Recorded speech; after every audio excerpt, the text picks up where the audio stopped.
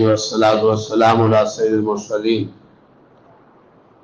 عن انس رضی اللہ عنہ ان رسول اللہ صلی اللہ علیہ وسلم قال یا بنی اذا دخلت على اهلك وسلم يقول برق عليك وعلى اهل بيتك رواه الترمذی۔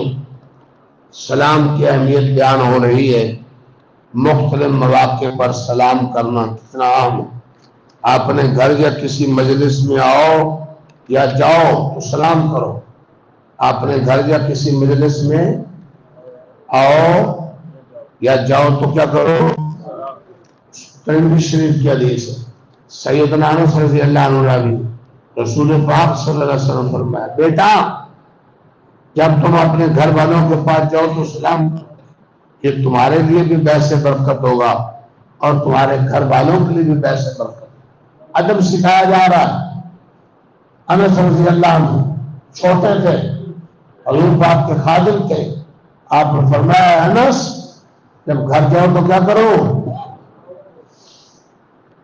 دو چیزیں چاہیے، ایک تو علم چاہیے، پتہ ہو کس کس موقع کا کیا کیا ہوگا، دوسری بات عمل کا جذبہ چاہیے۔